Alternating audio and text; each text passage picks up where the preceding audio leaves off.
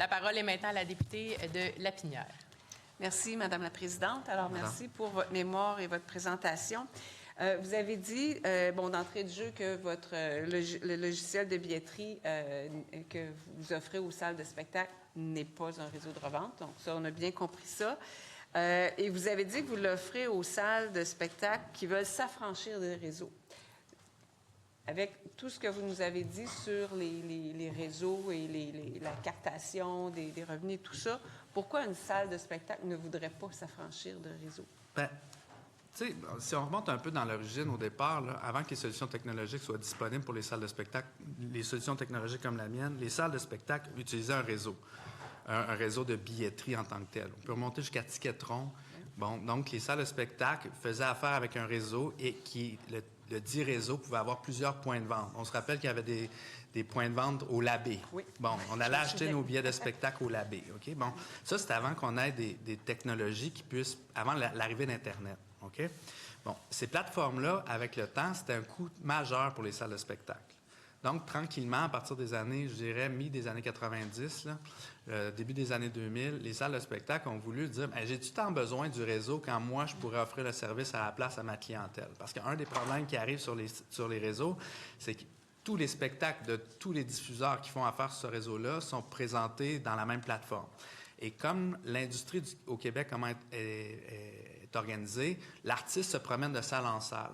Donc, un des problèmes que les salles de spectacle avaient en utilisant un réseau, c'était, bon, ils achètent, par exemple, Louis-José Hood dans ma salle, mais finalement, le Martin Matt qu'on veut acheter, mais ils vont pas l'acheter dans ma salle 3-4 semaines plus tard. Ils voient qu'il est disponible à Brossard, puis ils vont l'acheter directement là. Ce qui fait que les salles de spectacle ont voulu se doter d'un écosystème dans lequel il y aurait juste leur programmation pour pouvoir vendre le premier spectacle, le deuxième puis le troisième aussi dans le même achat puis faire de la rétention. Fait qu'à ce moment-là, il y a plusieurs plateformes de billetterie indépendantes, je ne suis pas le premier, qui ont proposé un logiciel pour faire cette transaction-là entre le spectateur de la salle et la salle de spectacle. OK. Vous nous avez dit tout à l'heure que ceux qui font de la revente légitime, pour eux, ce ne sera pas un problème qu'il y ait des contraintes qui sont prévues dans le projet de loi, parce que c'est pas compliqué de dire, comme je l'avais dit, ben c'est moi le propriétaire original, tandis que sur une plateforme de revente qui a acheté peut-être, je sais pas moi, 900 billets, ben pour eux, ça va être plus difficile de le dire. Là où je voulais peut-être une précision, parce que vous nous avez présenté là, le schéma qui est la mécanique actuelle de diffusion et de vente de billets au Québec, et j'avais l'impression que vous nous disiez, ben réinventez pas la roue dans le projet de loi, parce que les producteurs, bon, il y a les artistes, là, parce que je l'ai dit, parce que les personnes qui suivent les travaux à la maison ne voient pas nécessairement le schéma que vous avez fait, mais vous avez les artistes et les producteurs ensuite. Les producteurs vont évidemment produire le spectacle de l'artiste qui va être diffusé dans une salle de spectacle. La salle de spectacle a sa billetterie, ou le logiciel, par exemple, que vous utilisez, et va vendre directement aux spectateurs. Mais arrive dans tout ça le phénomène des revendeurs, et ce que j'aimerais peut-être comprendre, c'est qu'est-ce que vous enlèveriez du projet de loi, si c'est le cas, pour ne pas réinventer la roue, puis pour s'ajuster à l'écosystème que vous nous présentez dans Si moi, je l'écrivais le projet de loi, je changerais le mot producteur pour salle de spectacle. OK? Dans le forme actuelle, là, salle de spectacle à la place de producteur. Puis je rajouterais un élément qui dit la salle de spectacle doit avoir l'autorisation du producteur pour utiliser une plateforme de revente. Dans les outils qu'elles ont déjà. C'est-à-dire que j'ai un contrat entre le producteur et le diffuseur. Il s'agit d'une clause. Elle dit oui ou non, on peut utiliser la plateforme de revente avec laquelle la salle fait affaire. That's it. Parce qu'actuellement, il y a déjà une entente entre le producteur et la salle de spectacle. Que ce soit en diffusion ou en bail de location de salle. Donc, dans cette entente-là, c'est là que vous dites ajouter l'autorisation par le producteur à la salle de spectacle d'utiliser, si elle le désire, une plateforme de revente. Moi, ce que je verrais, c'est une salle... Prenons votre salle à Lapinière. Le 10-30 décide de faire une entente de commercialisation de billets de revente avec une plateforme XYZ. Le 10-30, à ce moment-là, fait une entente écrite, comme la disque le disait, puis un contrat entre une plateforme de revente et la salle de spectacle. Vient le temps où le 10-30 décide de planifier un spectacle, disons, je vais rester avec Louis-José Hood. Le 10-30 dit à Louis-José Hood, je vais te prendre ton contrat, il négocie le cachet et tout, puis le 10-30 dit à Louis-José Hood, par ailleurs, je fais affaire avec une plateforme de revente. Est-ce que tu veux que ton spectacle s'y trouve, oui ou non? Si oui, sinon, parfait, je ne le mettrai pas. Je vais dire à mon partenaire de revente de ne pas le faire. Si oui, à quel prix on le met? C'est quoi le prix maximum? Puis ça, le prix, le nombre de billets, le prix membre, c'est déjà tout prévu dans le contrat entre le diffuseur et la salle de spectacle. Déjà, tout est prévu là-dedans. Il s'agirait juste d'ajouter cette clause-là qui, pour moi, clarifierait toute la chaîne, puis ça serait plus facile à appliquer. Puis, quand vous dites que vous remplaceriez le mot producteur par salle de spectacle, à votre mémoire, vous mentionnez aussi que la salle de spectacle qui devrait être au cœur de tout ça n'est pas vraiment consultée ou... Elle n'est pas consultée dans le projet de loi dans sa forme actuelle. Puis ça, pour moi, c'est un problème. Okay. Donc, en fait, c'est que ce qui fait le projet de loi actuellement, il est en train de créer un lien entre le producteur et le spectateur quand il n'existe pas actuellement, ce lien-là. Il n'y a pas de lien d'affaires entre le producteur et le spectateur actuellement dans l'écosystème. Le lien est entre la salle de spectacle et la salle de spectacle avec le spectateur. C'est cette chaîne-là qu'on voit sur mon graphique. Donc, cette chaîne-là existe. Là, ce qu'on essaie de créer, c'est de dire, oui, mais pour être sur une plateforme de revente, donc pour s'adresser au spectateur, j'ai besoin d'un lien entre le producteur et le spectateur. Ce lien-là est à créer, est à faire. Il n'existe pas. Fait que de ce moment-là, ça devient compliqué d'appliquer parce que, premièrement, ça veut dire que chacun des producteurs, pour une plateforme de revente qui voudrait faire de la revente, doit contacter chacun des producteurs. Si un producteur disait oui, de facto, la salle se trouvait embarquée dans la revente de cet artiste-là sans son consentement, parce que c'est le producteur qui a dit oui, la salle pourrait dire non, je ne veux pas que mes billets soient disponibles sur une plateforme de revente. Puis à ce moment-là, ce qu'on s'expose, c'est un genre de conflit avec le producteur dans lequel la salle de spectacle dit « ben non, moi, je veux pas que mes billets soient là-dessus. Toi, tu as dit oui, je veux les enlever. » Puis que la salle n'ait aucun recours par rapport à la plateforme de revente. Puis c'est elle, la salle de spectacle, qui vit tous les problèmes quand vient le temps de un spectateur qui se présente, qui n'a pas bonne date, tout ce qu'on a déjà vu, tout ce qu'on sait. Mais en plus, la plateforme de revente usurpe l'image de marque de la salle de spectacle, en plus de celle de l'artiste. Fait que pour moi, c'est important que la salle de spectacle fasse partie du projet de loi. D'accord. Puis, dans votre schéma, vous montrez l'artiste qui va vers le producteur pour produire son spectacle. Est-ce que l'artiste, lui, a quelque chose à dire ou aurait quelque chose à dire? Mais ça, c'est déjà dans la relation avec le producteur. T'sais. Pour moi, là, oui, il y a un autre contrat entre l'artiste et le producteur. Mais pour moi, le producteur est responsable de la mise en marché de son artiste en collaboration avec la salle, parce que la salle fait une partie de la mise en marché, mais le producteur en fait toute une autre. Là. Donc, pour moi, c'est important que la chaîne soit respectée. Si l'artiste dit à son producteur, je ne veux pas sur une plateforme de revente, oui. Mais de là à l'écrire nommément, pour moi, le producteur, il représente l'artiste directement, tandis que la salle de spectacle et le producteur, c'est deux entités complètement distinctes.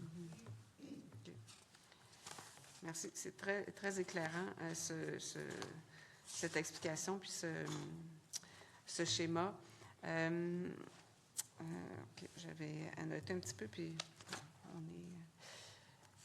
c'est toujours l'autorisation de la salle. Donc, vous mettez à plusieurs endroits dans vos recommandations, vous mettez la salle de spectacle. Je peux comprendre pourquoi au centre de tout ça.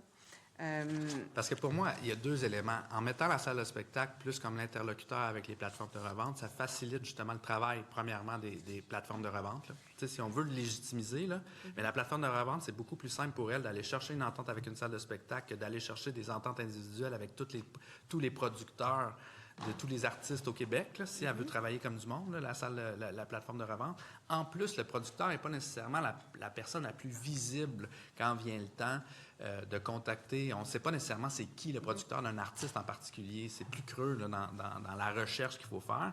Fait qu'on met un gros fardeau aux plateformes de revente d'essayer d'avoir ces autorisations-là. Si c'est un objectif de nuisance, tant mieux, là. Mais sauf que dans la volonté de faciliter un peu les choses puis de structurer comment ça peut se marcher, bien, pour moi, la plateforme de revente fait une entente avec la salle de spectacle qui, elle, doit s'entendre avec le producteur et l'artiste là, par conjonction, puis on se dit, ben OK, on le fait ou on le fait pas. Pour moi, c'est plus facile à appliquer. Et les contrevenants sont plus faciles à trouver aussi, parce que la salle de spectacle, comme je le disais tantôt, si un de ses billets est en vente sur une plateforme de revente, peut facilement se plaindre à l'OPC, peut facilement même poursuivre au privé la plateforme de revente, parce qu'elle n'a pas le mandat de revendre un billet de la salle de spectacle. C'est ça. On donne des outils aux salles de spectacle, on donne des outils au milieu de se faire respecter au final face à ces plateformes de revente-là qui agissent de façon maladroite. En mettant la salle de spectacle au cœur de tout ça. Dans la section sur les frais de transfert, vous dites que le projet de loi prévoit l'interdiction d'exiger des frais pour le transfert d'un billet de spectacle. Cette disposition, bien qu'animée par un souci de protection du consommateur, soulève un enjeu pratique et économique important. Les plateformes qui facilitent une transaction légitime entre deux individus assument des coûts réels. Il s'agit notamment des frais de traitement des paiements, des frais de carte de crédit, des frais technologiques liés à la maintenance et à l'hébergement de leurs solutions. Ces frais ne sont pas théoriques, ils sont directement imputables à chaque transaction. Donc, je comprends que vous seriez d'accord pour permettre des frais de transfert Moi, je parle de frais de raisonnables. transfert raisonnables et ventilés. Là, c'est le côté raisonnable. Rendu là, Ils sont transparents, on sait pourquoi. Pour moi, je ne suis pas dans l'interdiction de faire des frais. Je suis dans parce que de toute façon, ce qui va arriver, c'est dans la partie de profit qu'on prend sur le billet, donc la partie de profit de revente, bien, tout va se retrouver là-dedans. Fait que le spectateur va se retrouver dans une plateforme de revente légitime à payer un billet, disons, 25 $ de plus ou 30 $ de plus, là, disons qu'on dit ça. Mais là, les frais de transfert, les frais de traitement, tout ça va être pris là-dedans si on les interdit. Ils vont les mettre quand même. Mais on va tous les mettre dans un même pot. T'sais. À ce moment-là, tout se met des permettre puis des ventiler. Puis là, le spectateur pourrait dire, ça n'a pas de bon sens, 15 $ pour me faire envoyer mon PDF. Laisse faire, je vais abandonner, je vais essayer de trouver autre chose. T'sais. Ce PDF, que vous avez bien dit, c'est moins sécuritaire. Oui. Est-ce qu'il y a possibilité de vendre en double? Est-ce qu'une plateforme de revente pourrait utiliser un Absolument. PDF et vendre en double? Oui. Donc, les gens pourraient se présenter Je à ne salle de spectacle. peux pas dire que ça n'arrive pas. Mais ça reste dans ma business, avec les clients, là, je le dis en commission parlementaire, mais ça reste quand même anecdotique. Okay. Mais ça se pourrait. Mais là, tranquillement, avec le temps, le temps est notre meilleur allié. Tu sais, avant la pandémie, là, avant la pandémie, c'était difficile de vendre en ligne. On avait juste 70 % des transactions qui se faisaient en ligne, là, parce qu'il y avait une tranche de population qui était plus réfractaire ou malhabile. Bon, mais la pandémie a donné quand même beaucoup d'outils aux personnes qui étaient un peu plus malhabiles technologiquement, ce qui fait que maintenant, on avance, puis on est capable de donner des outils plus technologiques, mais qui sont moins un frein à l'achat. Parce qu'au final, la salle de spectacle, elle veut vendre son billet. Fait que c'est là où on se retrouve à se dire, bien, soyons le plus facile possible, puis pas irriter le spectateur qui, lui, est légitime. T'sais. Fait que les salles de spectacle, bien, ils jouent ce jeu-là. J'aurais une dernière question. Est-ce que, admettons que je suis une fan finie d'un artiste X et que je veux aller à tous ses spectacles.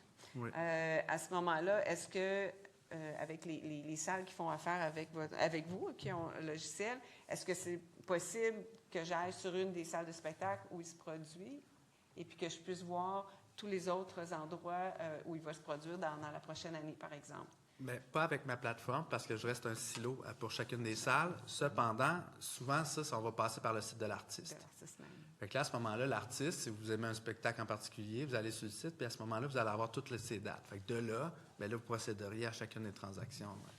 Donc, le fait pour un fan de vouloir suivre son artiste, c'était tout ça, son idole, c'est d'aller vraiment vers le site de l'artiste. Et puis, ça n'oblige pas à aller sur un site de revente pour voir partout où il va se produire. Il y a d'autres moyens que de passer par un site de revente pour savoir où ce que son artiste préféré va jouer. C'est ça. Puis c'est ce que la disque qui était là avant moi ont bien fait, puis mes clients diffuseurs aussi à travers les dernières années, c'est-à-dire aller sur le site officiel de l'artiste, aller sur le site officiel de la salle de spectacle. Commencez là quand vous voulez aller voir un spectacle. Commencez par l'artiste, commencez par aller sur le site web de l'artiste, puis partez de là. Bon, après ça, si vous aimez une salle de spectacle, allez sur le site de la salle de spectacle, partez de là. Bon, faites pas une recherche, puis vous cliquez sur le premier lien en haut. Sauf que on le sait, on le fait tous, on clique sur le premier lien en haut. La facilité coûte cher. Coûte un peu plus cher. Effectivement. Exact, Puis, exactement. D'accord. Bien, merci beaucoup pour Merci. vos précisions, Merci de votre vos présentation. questions.